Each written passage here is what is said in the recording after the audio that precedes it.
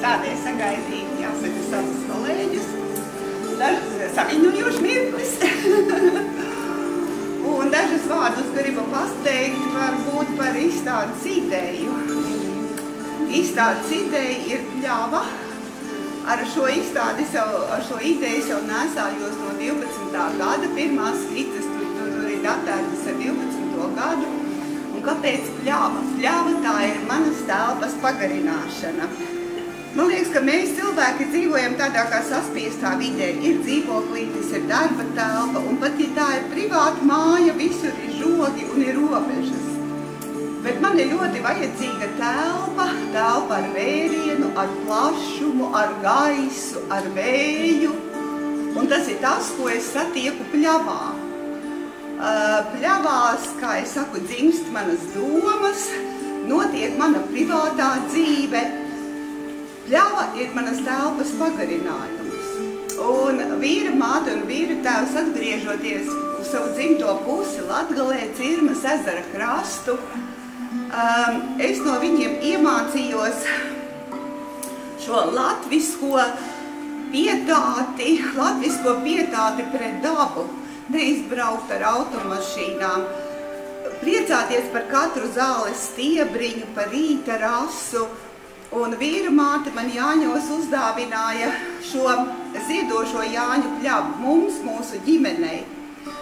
Kad mēs atbraucām uz laukiem tikai pēc Jāņiem, pirmais, ko viņi izdarīja, mūs aizveda pie meža tādu pļaviņu un teica, nevienam vīrietim es neļāvu to pļavu nopļaut, lai jūs varētu izbaudīt ziedošo pļavu. Un mēs tur sasēdāmies, bērni, suņi, un priecājamies par šo unikālo tādu mirkli dzīvē. Un tad es domāju, bet cik daudz cilvēku uz pasaules ir, kuriem ir uzdāvināta ziedoša pļava. Un katrs šis te pļavas mirklis, kas man te ir, tas ir ļoti, kā lai saka, intīms un no tālāk manām sajūtām radies. Teiksim, tā ir novakare. Tas ir mirklis, kad es ar saviem bērniem, radu bērniem, pirms krēslas gājām dejot baletu nopļautā pļavā. Mēnesis spīdēja spoži, bija izgaismota telpa, un kā mēs mācējām, tā mēs dejojām, tad mēs paklinījāmies mēnesim par gaismu, un rasā mazgātām kājām devāmies gulēt. Un tas ir šis mirklis. Šis mirklis ir par, kad aiziet vasara, vienīgais prieks, ļoti jauki jūs tur stāvat, kad gaiši zilais ļoti skaisti izskatās. Un tas ir mirklis, kad vasara iet uz galu un vienīgais prieks dzīvē, tas ir ugunspuķis meža pamalītēs. Un tas ir kaisles vasaras tāds, aizejošais spēks. Ļoti svarīgs man tas darbiņš ir ar tiem mākoņīšiem. Tā ir mākoņu pļava. Un tas ir mans kalniņš, kurā es atgulos, kā Ilja Muramietis, skatījos debesīs un sapratu, ka tā ir tāda laimes vieta. Un jāsaka, tā vieta, kurā es biju, tas ir senais ķiltu apmetnes, kur ir ķiltu kapulauks. Un man liekas arī, ka šie senie cilvēki mācēja izvēlēties šo te lokāciju. Tas zaļais darbiņš ar to sudraba maliņu, tas ir Vīgriežu pļava, kur vakarā es braucu jājus, balta zirga, sarmas viņu peldināt ezerā. Un tas svētais mirklis, kad darbā rūdīts lopiņš ir spējīgs atrauties no ezera dibena un sāk peldēt. Un tu, pilsētnieks, esi zirga mugurā un nespēji saprast, ko darīt, jo ezers ir 13 kilometru garš un uz kurien tas zirgs tevi nesīs. Un tur arī ir šī laime, bailes, vakara tādas noskaņas. Tā kā šie visi darbi ir ļoti, ļoti tādi personīgi, vēl jums aiz muguras, bet tagad neskatāties, ir cikoriņi. Un interesanti, ka šis darbs ir izgājis visai cauri manai dzīvē, jo 20 gados es braucu ekspedīcijā ar Zinātņu akadēmiju uz Naujiem. Un tur mani vecākie kolēģi, kas prata baudīt dzīvi, naktī pēkšņi saka, ejam peldēties ezerā. Un atkal spožā mēnesi gaismā mēs ejam peldēties uz to Daugavu, un tie ir tie cigoriņu ziedi.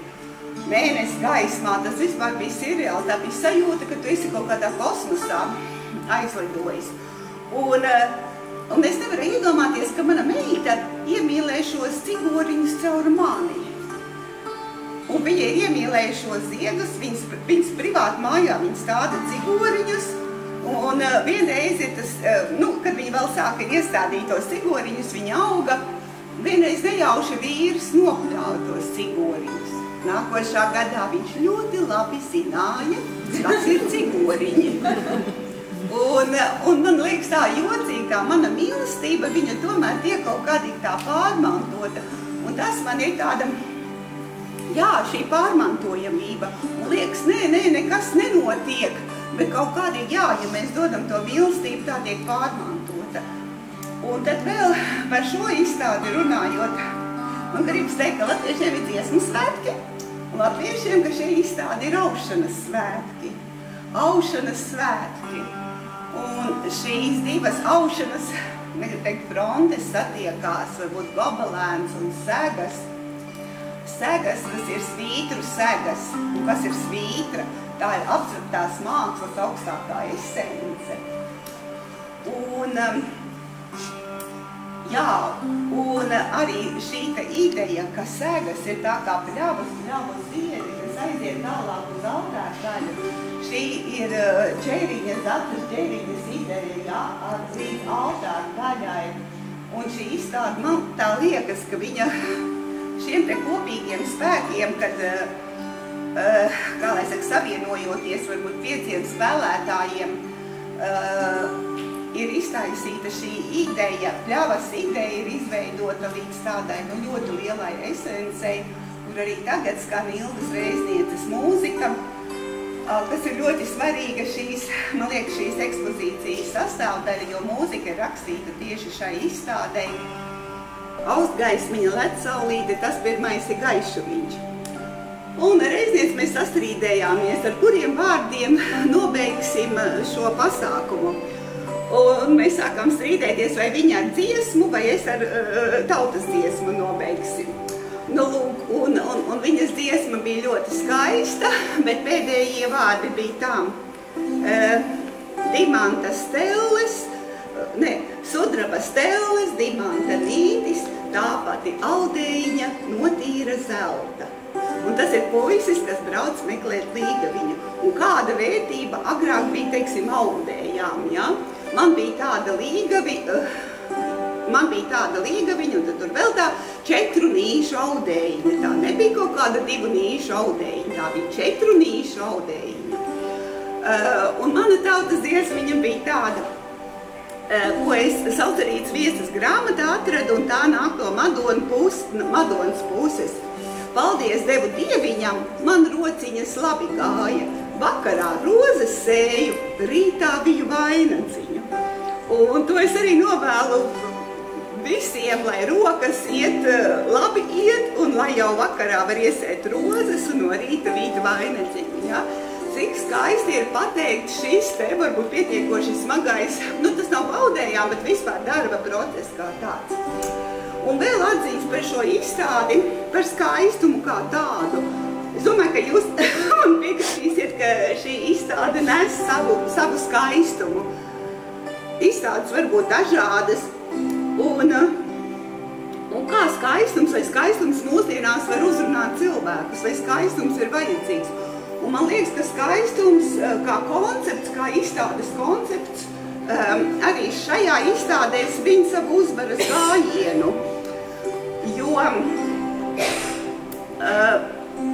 principā šeit nav nekā sensacionāla, šeit nav nekā, ko uzrunāt tā kā sabiedrību, bet cilvēki nāk un vērojot arī kā nāk, kā jaunieši un ļoti daudzi, ka ir pieskarties tām segām, pat nedomājot, jā, muzejā nedrīkst, bet vienkārši gribas. Un šajā muzejā bija ļoti skaisti muzeju darbinieku Kristīnas un Ivonas rīkotie bērnu pasākumi, bērnu darbnīcas 3 dienu garumā. Man likās, ko ar aušanu, kādus bērnus var ieinteresēt ar aušanu. Un jāsaka, ka tas bija unikāli, kas sanāca, un tas uzstādījums bija tādu. Kādi 10, vairāk kā 10 bērni piedalījās, un katram bija jānostājas pie savas segas, un pie kuras segas nostājās. Un pie kuras segas nostājās varēja redzēt bērna raksturu. Un viens puisis nostājās pie šīs te pelēkās segas. Un es biju šokā, jo cik te ir skaistas grafiskais ritms, atturība. Un puisis uztver grafiku. Un šī viņam ir skaistā sega. Jāsaka, es pelēko krāsu neredzu. Un pateicoties šim bērnam, es ieraudzīju pelēko krāsu. Un te mēs arī varam it kā izzināt viens otru, iepazīt, un kur te man kolēģis skolotāja Rasa, kura arī piedalījās šajā pasākumā, viņa vēlāk teica, zini, bērni pilnīgi tā kā citādāki paliek. Viņi paliek rindāki, viņi zina, ko viņi grib, un viņi to arī, kā lai saka, arī dara un strādā. Un arī muzeja radītā šī te meistarklases vai kā bija, kad bērni zīmēja vienkārši svītras, un tas bija fantastiski.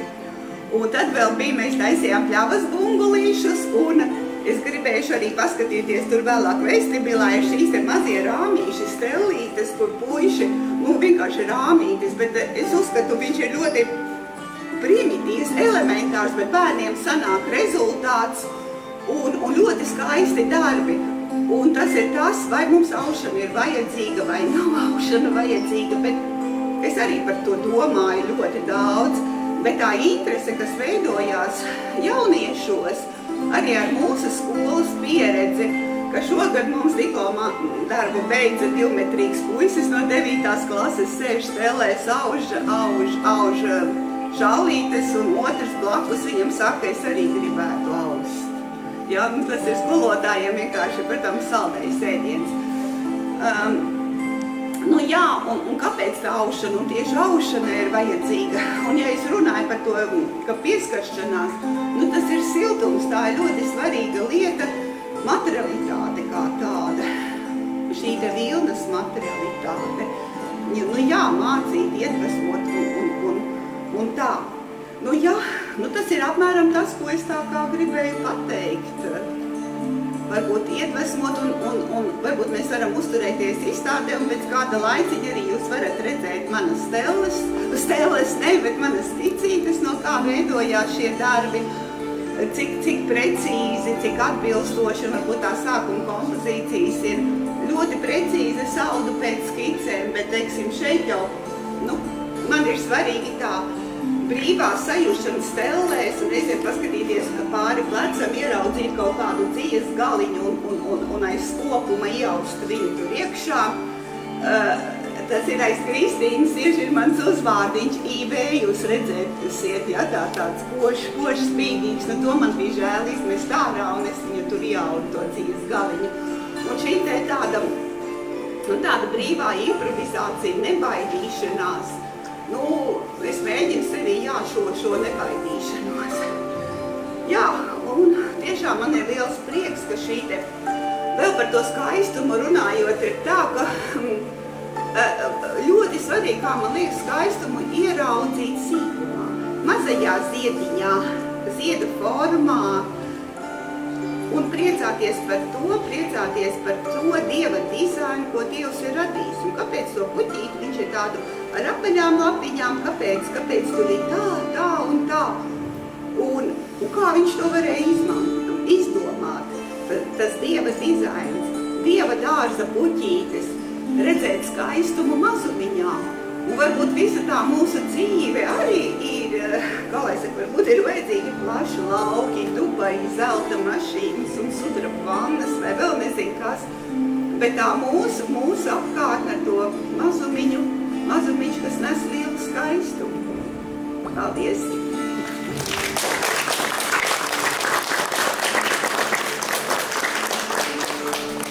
Tā, un tagad izvēlamies katru savu sēgu, skatāmies, izjūtam šo seno telpas varenību.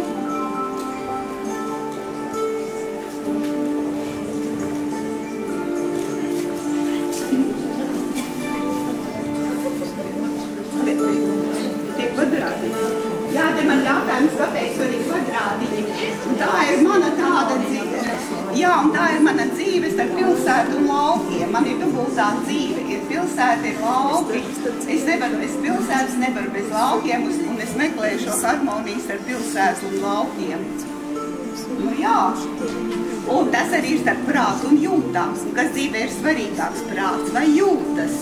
Man, teiksim, ir jūtas. Vakar es gāju, skrēju uz vilcienu lietainā laikā, bet kad es eju uz vilcienu, tad lietus nelīst.